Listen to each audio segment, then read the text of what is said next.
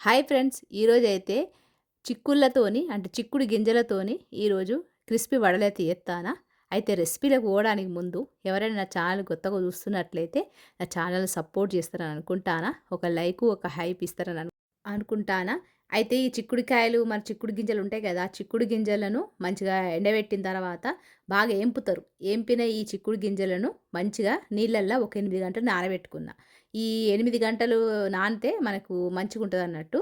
అంటే ఈ చిక్కుడు గింజలు మా అత్తమ్మ తీసుకొచ్చి ఇచ్చిందన్నట్టు మాకు. వాళ్ళ పల్లెటూరు నుంచి.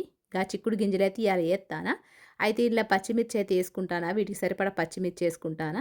చిక్కుడు గింజలతో పాటు ఇక్కడ నేను నల్ల శనగలు గూడా మంచిగా నానబెట్టుకున్నట్టు. ఈ రెండిటిని కలిపి మనమైతే మంచిగా మిక్స్ అయితే పట్టుకుందాము. బాగా మెత్తగా అయితే పట్టుకోవద్దు. బరకగానే పట్టుకోవాలి. ఇట్లా మిక్సీ పట్టుకొని రెడీ చేసుకుందాం. ఈ మిక్సీ పట్టుకునే బ్యాటర్‌నైతే ఒక గిన్నెలైతే యేసుకుందాం. గిట్లా గిన్నెలేసుకొని మనము వీటికి సరిపడా కొత్తిమీర యేసుకుందాం. మీకిష్టం ఉంటే పాలకూర, తోటకూర గట్ల యేసుకోవచ్చు. ఇదే హెవీ అయితది గదా! అందుకని చెప్పి నేను కొత్తిమీర యేసుకుంటానా. దీనికి సరిపడా ఉప్పేసుకుంటానా. కొద్దిగా డైజెషన్ కావడం కోసం జీలకర్ర యేసుకుంటానా. గిట్ల యేసుకొని మంచిగా కలుపుకోవాలి. కింద నుంచి మీది దాకా, మీది నుంచి కింద దాకా మంచిగా కలుపుకోవాలి. అంటే పిండిలో ఉప్పు మంచిగా కలిసేలాగా కలుపుకోవాలి. గిట్లా కలుపుకున్న లోపు మనమైతే నూనె అయితే మంచిగా డీప్ ఫ్రై చేసుకోవడం కోసం నూనె అయితే వేడి చేద్దాం. మంచిగా ఇది కలుపుకునే లోపు ఇవి రెడీ చేసే లోపు అంటే ఇవి వడలు తయారు చేసే లోపు మనకు నూనె అయితే మంచిగా కాలుతది. ఇట్లా కలుపుకొని మన చిన్న చిన్న ఉండలు తీసుకొని మన వడలు ఎట్లా చేసుకుంటామో అట్లా చేసుకోవాలి. ఈ వడలకు మన కచ్చపైన సరిపోతది. లేకపోతే మనము చట్నీ అయినా చేసుకోవచ్చు. ఇక్కడైతే నేను వడలైతే ప్రిపేర్ చేసుకున్నా. మంచిగా పర్ఫెక్ట్‌గా వచ్చినాయి. మంచిగా చూడ్డానికి కలర్‌ఫుల్‌గా ఉన్నాయి గదా! టేస్ట్ వైస్ గూడా గట్లనే ఉంటాయి. మీకు వీలుంటే ఎప్పుడన్నా చిక్కుడు గింజలు దొరికితే మా పల్లెటూరులో దొరుకుతాయి. ఇక్కడైతే మనకు దొరకయి. గిట్లయితే ఉన్నది. ఇక్కడ మంచిగా నూనె అయితే మస్తు వేడయింది.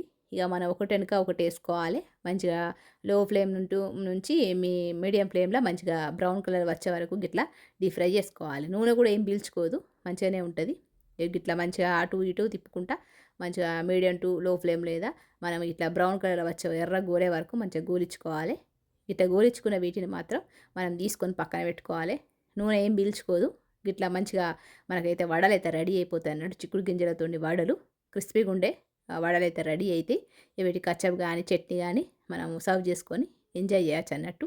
నాస్టాలో గానీ లేకపోతే కోడి కూర, కోడి పులుసు చేసినప్పుడు దీని కాంబినేషన్‌లో మంచిగుంటదన్నట్టు. గిట్లయితున్నది. ఇక ఎంతో హెల్తీ అయినా మనకు చిక్కుడు గింజలు క్రిస్పీ పడైతే రెడీ అయిపోయినాయి. మరి మీకు ఈ రెసిపీ నచ్చిందనుకుంటానా. నచ్చితే ఒక లైక్ ఇత్తరని అనుకుంటానా. హైప్ ఇచ్చుడైతే మర్చిపోతారు సిస్టర్. హైప్ ఇత్తరని అనుకుంటానా. ఇంకొక మంచి రెసిపీతో మిమ్మల్ని కలుస్తా. ఉంటా మరి. నమస్తే.